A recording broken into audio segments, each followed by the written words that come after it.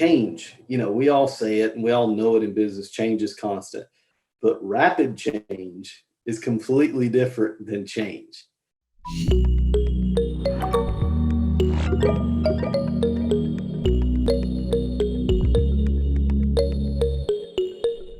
Good morning. We've got Corky Curtis with us from MBK Senior Living.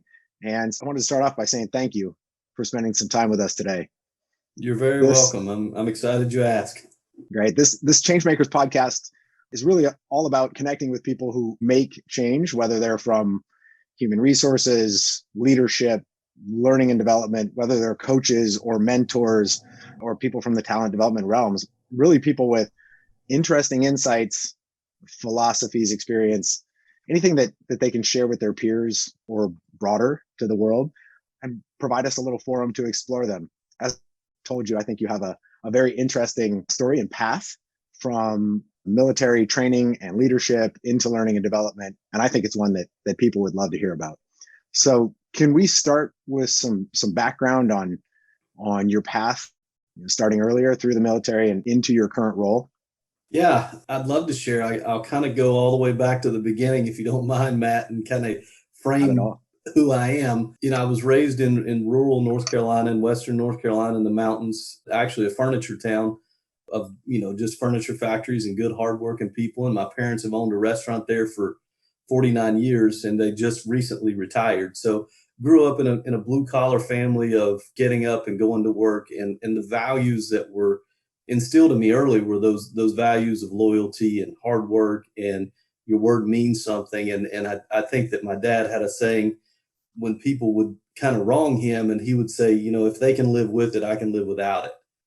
And so I think early on it taught me to be forgiving and to accept that people are going to answer for their mistakes and their wrongdoings. And it's not my job to kind of go after them. So grew up playing sports my whole life.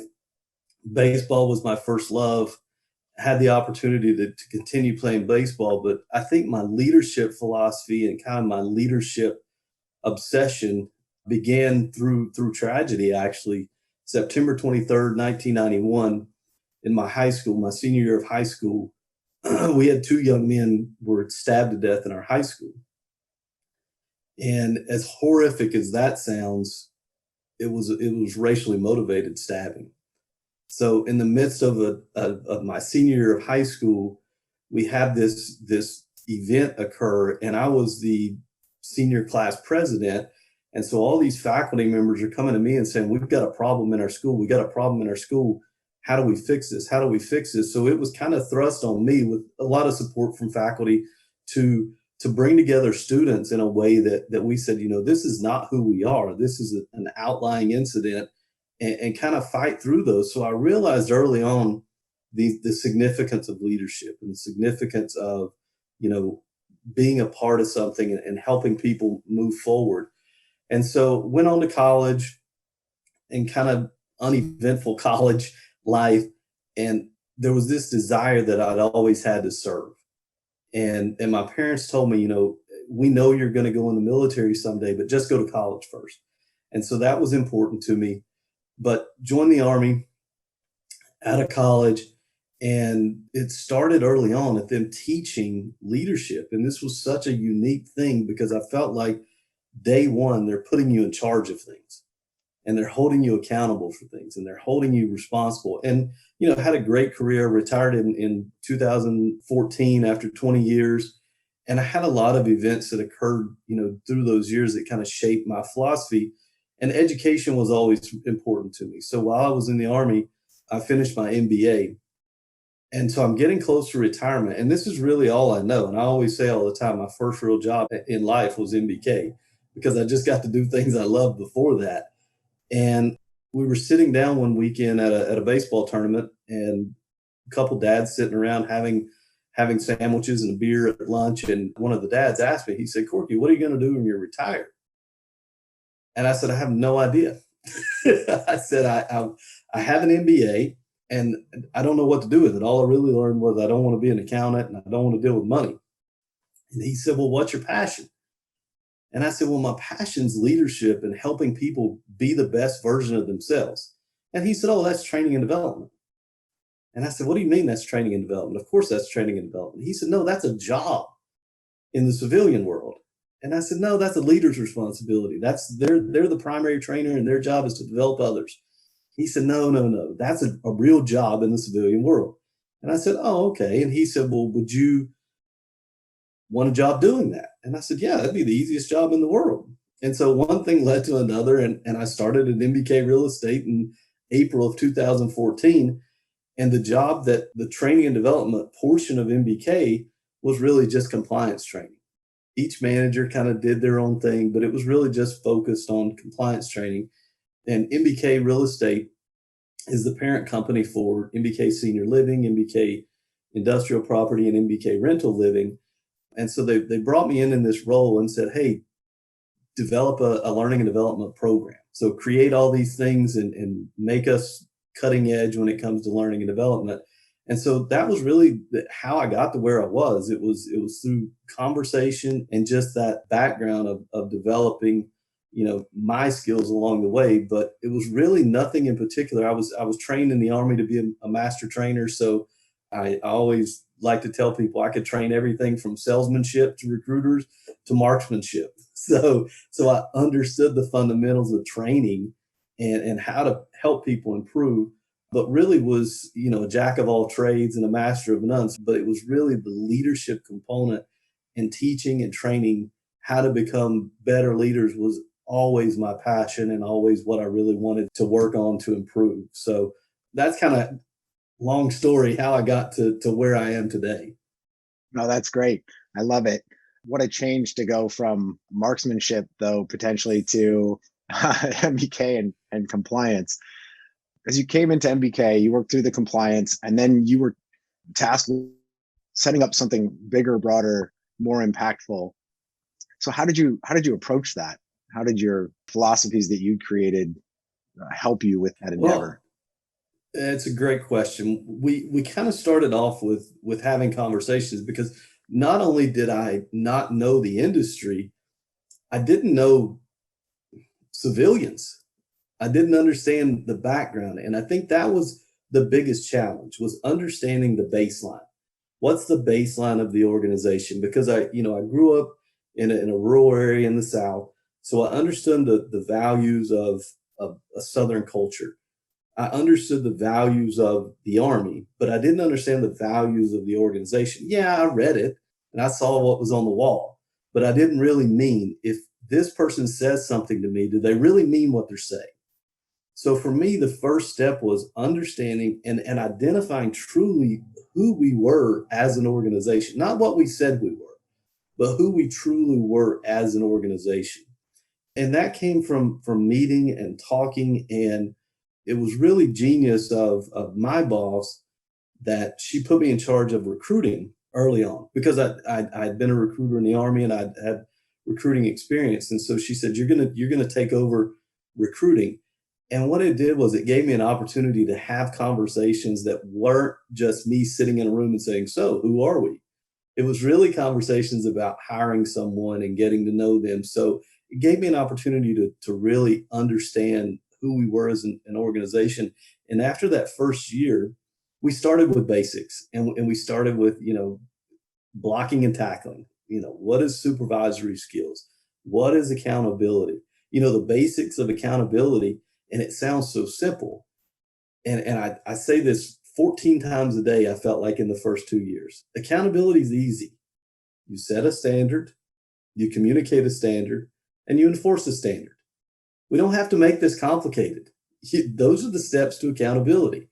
Now, there's a lot of things that we as humans let get in the way of those, but that's the basics of accountability. So we started with those kind of things, and then it just kind of exploded and grew into, hey, we need this specifically for this group. We need this for this group. And so that was kind of how it just kind of grew over time.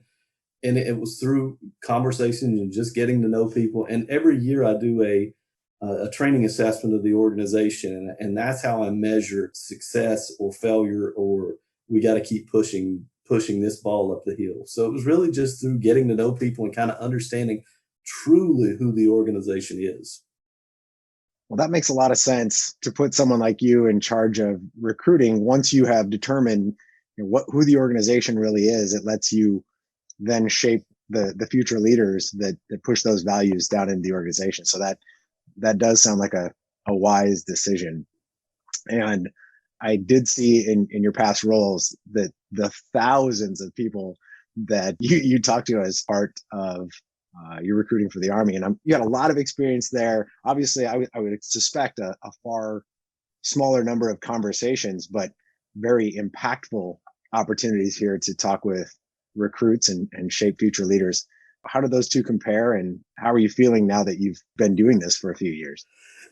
Well, it's much easier to recruit for MBK than it is to recruit for the Army. But I think that the same tenacity that I focused in recruiting, I'm an introvert by nature. And so the Army, in their infinite wisdom, said, okay, let's send this introvert to recruiting command and make him go talk to thousands of people every day. And so I struggled with it in the beginning because I just really didn't know how to start a conversation or didn't want to start a conversation. So I taught myself this process. I mean, the Army had great process, but I had to teach myself what process worked for me. So I approached every encounter with a potential candidate the same way. And so I carried that over into my recruiting at MBK. So I was very process driven in, these are the things I want to know. In Army recruiting, it was a very simple process. And I'm kind of embarrassed to tell you, I had 3 pickup lines as a recruiter. And I said those 3 pickup lines millions of times and got rejected with, something as simple as, if I'm going to put you in the Army, I need to know your last name, or what's your boot size, or have you ever thought about joining the Army? I mean, those were it. And I asked them to every single target age person I came in contact with, whether it became a joke in my home, and my kids were younger at the time, and we would be at the McDonald's drive-through, and the kids would say, "Dad, are you going to ask them to join the Army?" Of course, I'm going to ask them to join the Army. It's what I do. So it was just, so I think it's about a process, and I was able to take that and quickly identify. I think I had the skills to quickly identify someone's level of seriousness, someone's level of honesty. And if you take the resume and then compare it with the conversation, I could quickly say, okay, this person is legit or this person is not. And I quickly realized, to kind of take that, because I'm always thinking about how do we turn this into training. I learned early on, and I train hiring managers in the sense that candidates never get better than their interview. So if you walk out of an interview saying, I got questions about this, this, and this, then that's probably not the right candidate, because they're never going to get better than that. And I think that was something that I had learned, in the Army, you really have to spend a lot of time what we called qualifying candidates. So you had to get them ready to be qualified. Whereas in the civilian world, you need to be qualified day one. Yes, we can train skills and all those things, but you have to be qualified day one. And I'll ramble a little bit here. I was just reading recently, all the philosophy is we recruit for attitude and we train for skills. And so I had this conversation with a couple different leaders in our organization.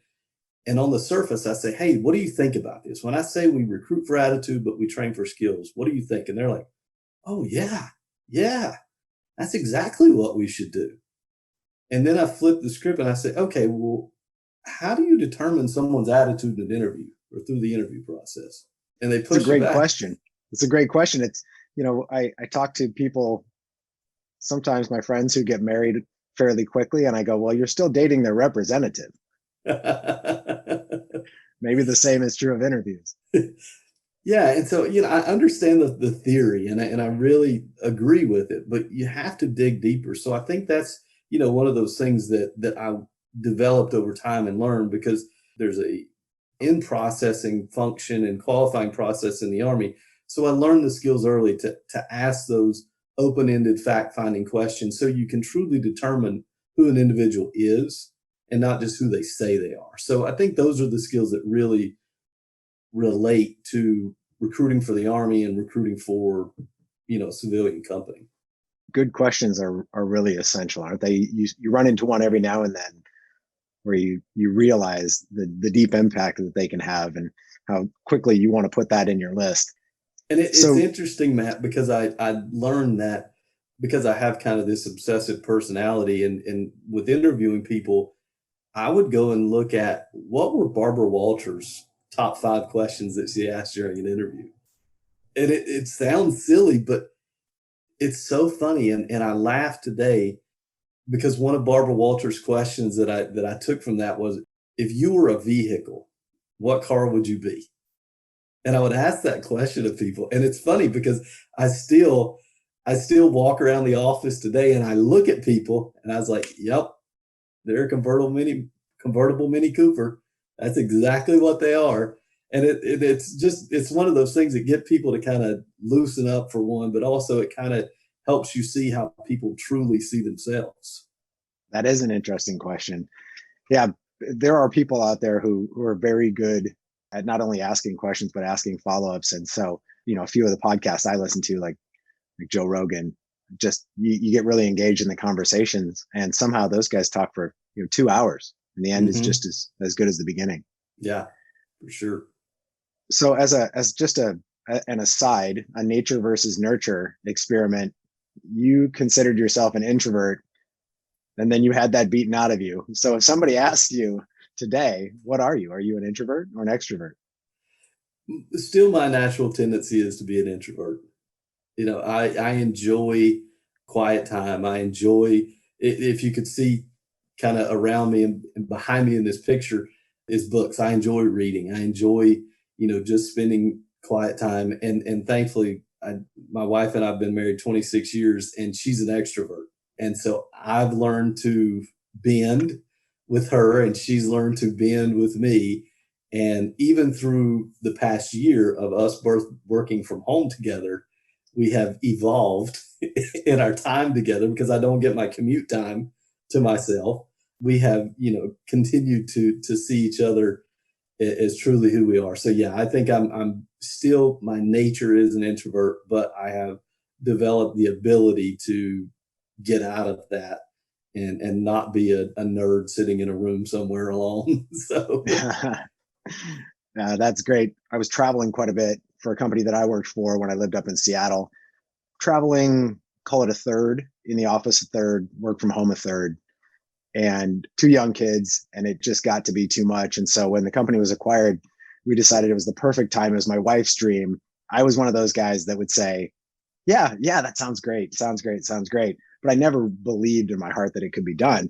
Well, we did it. We sold the house, we bought a 40-foot fifth wheel, and we traveled for a year living in that camper. And I had 3 people independent of each other tell me, at the end of this, your marriage is either going to be rock solid or you're going to be divorced. And we just got stronger. So it is a real test, isn't it? And the pandemic has a similar effect. yeah, and my wife works remote all the time. Before the pandemic, she worked remote, and she has such a knack for it, and I don't. I need an office. I need to be in my office by 7:30 or 8 o'clock. I need to have structure around me, and so I've had to. The first couple months, it was the running joke in my on my street. Oh, Corky doesn't come outside before 6 o'clock because he's not off from work.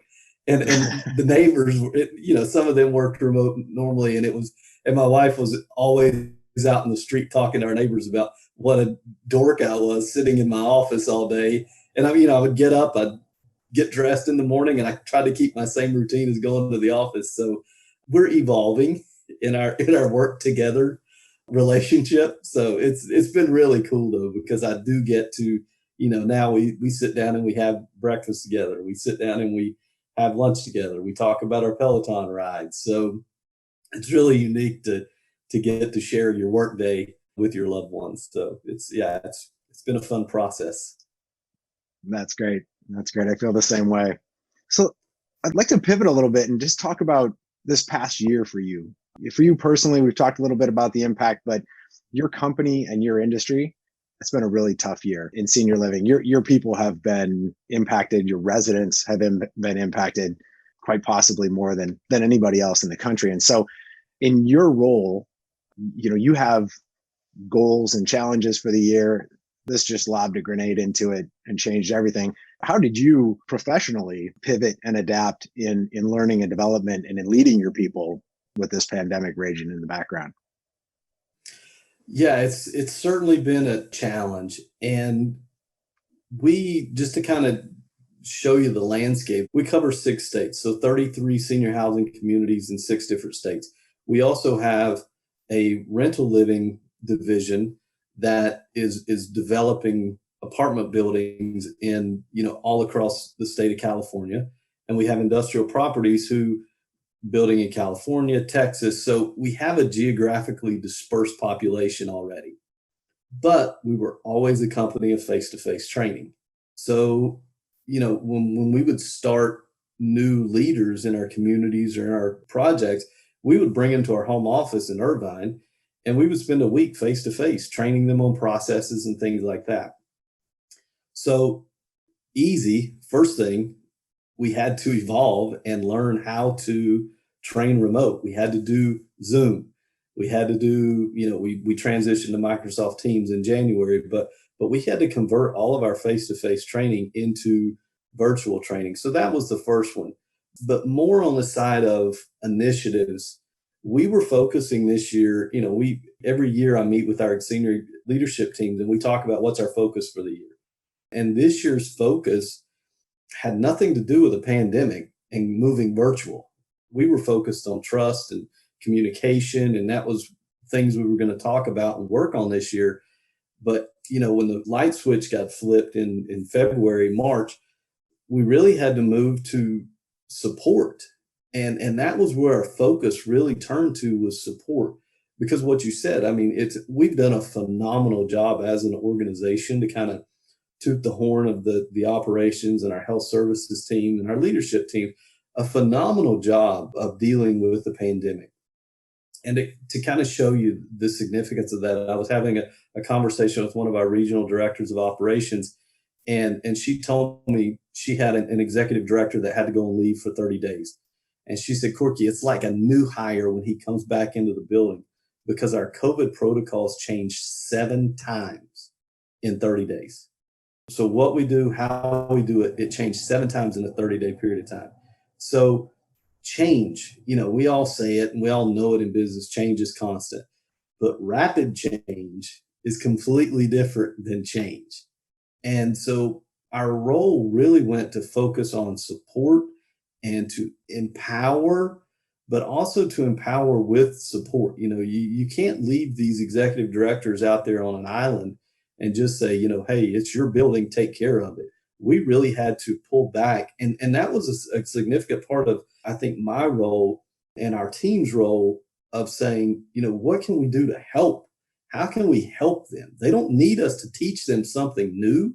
They need us to help them and to build on what they have. So we kind of ditched every initiative we had and really focused on conversion to virtual, getting better at delivering virtual content, and then support. So how can we support these leaders? How can we lift them up and push them forward? Yeah, I was really impressed with your team's messaging in that way. It was, I'm sure, what a lot of other companies were feeling and wanting to do, but the way that you all communicated it, it felt very authentic, and the follow through obviously was authentic too. And so, as you shift from building trust and communication to just support and empowerment, how does that work within your team? How do you make that shift? Are you turning off initiatives and on others? How did that look? Well, it really started with focusing on what the significant things were. And our training philosophy has always been, if our training does not make someone's job easier, then we're not going to do it. So that's a very basic philosophy on it. If this doesn't help a team member get better, then we're not going to do it. So we're pretty nimble in that sense, that we don't have a lot of fluff. We're not doing a lot of fluff training that just looks good. We're really disciplined in the training that we're going to do.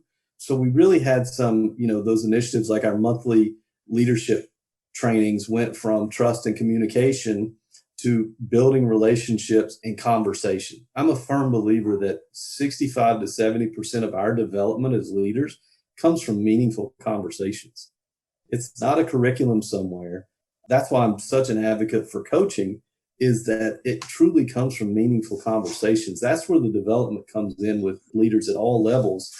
And so that was where our training turned. So our monthly training that we would typically have a curriculum for, it turned to, let's hop on a call and just hear what's going on. And maybe someone on this call will be able to tell you, hey, I did it this way, or I helped it that way. So it went from really a focus on trust curriculum and vulnerabilities and communication to, hey, here's a team of people. Here's your village.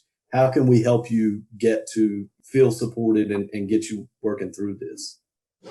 Yeah, that's great. When we were first introduced to you as part of this conversation, it was actually DEI that we were talking about. But obviously, when we started talking about how we delivered DEI, it came back to coaching. And then that was the broader conversation that started around supporting your people. So can you talk me through your mental evaluation as you started thinking about coaching as an application within your organization for your leaders? What other tools were you using or considering? And then how did coaching initiative compare?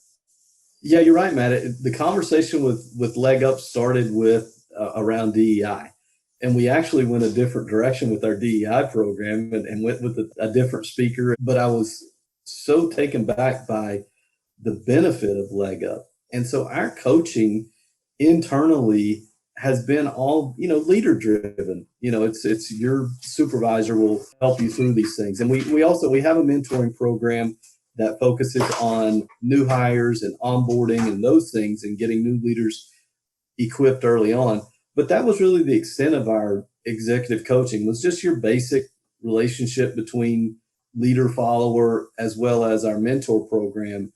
But I've always wanted, some sort of coaching program. And we've had executives in the organization that have gone out and paid on their own for executive coaching, which I always thought was a travesty that we as an organization weren't doing it for them, but they've sought that development on their own. But I've always thought, back to what I said earlier, it's those meaningful conversations, and the more meaningful conversations that you're having with experienced people and educated people, then the better off you are. So it was an easy opportunity, I felt like, for that relationship between MBK and between Leg Up for executive coaching.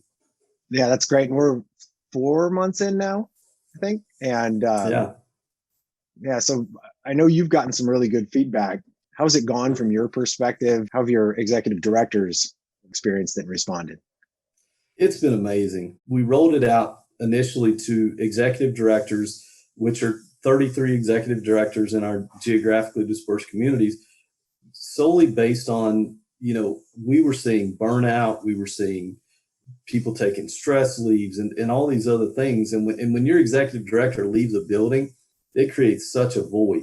So we said we have to give them some resource. And so we rolled it out. And Matt, I'm so proud that we've had participation and not just participation, but excitement. I just got a call last week from one of our executive directors who has already completed 6 sessions with her coach. And the excitement in her voice, the motivation that I hear, and truly begging for MBK to purchase more executive coaching for her. And she went so far as to say, and she was completely transparent. She said, if it's not something that's in the budget this year, I'm going to pay for it myself. For me, we try so many things. And when you see something stick and you see it have a meaningful impact on these leaders, it's so significant to us. It's been great, and it's continuing to go. And some started a little slower, but everyone's in the program now, and everyone's got a good relationship. I haven't had one call about someone needs to change a coach or something happened. Every phone call, every email, every text message that I get has been a positive response about their relationship with their coach. And at the end of the day, that's what it's there for. That's great to hear. And you had a couple of very specific things that you were looking to do in retaining people and keeping them effectively leading their communities through this difficult time. And In terms of your results that you were hoping for, have they been achieved? Are they working in the right direction? You're right, Matt. I take a very simple approach to evaluation. And we started this program to reduce burnout and to retain executive directors, and no one has left. So I'll tell you that they're still here, they're still engaged, and they're coming through a second wave. And I would a second or a third wave. I don't know exactly where we're at in our pandemic tide pool here, but they've just been through significant changes and challenges along the way. And I would argue this last wave that ran through and the ramp up of vaccines has been the most challenging. And we still have executive directors in the building. And I have a talent acquisition manager that reports into me, and she tells me every day, hey, it's executive directors. We're doing great. We're doing great. We're doing great. And, we're looking to expand it into other leadership positions. I just met last week with our MBK Rental Living president, and I haven't even shared this with you, Matt, but he's like, hey, I keep hearing all these good things about this executive coaching that we're doing in senior living. Why didn't you mention this to me? so we're working on growing the program within the organization. So yeah, to answer your question, I kind of rambled there for a minute, but to answer your question, we got it to reduce burnout and to keep executive directors, and they're still here. So that's a great thing, and that's a great big win for us as an organization. If rambling is about other organizations within your company looking to add it, you just keep it coming. I'll be patient. Never a problem. Well, this has been really fun and really engaging. I love your perspective. I love your energy. I always enjoy spending time with you. So I wanted to say thank you for sharing and for joining me on Changemakers. Thanks, Matt, for the opportunity. I really enjoy it. I enjoy spending time with you. I enjoy when we can get back out and have lunch and get back to a little bit of normalcy in our lives and continue our relationship. Yeah. Can't wait. Thanks, Matt. Thanks for the whole Leg Up team. And I really, really enjoy the program and look forward to a continued relationship. Sounds good. Thank you, Corky. Thank you.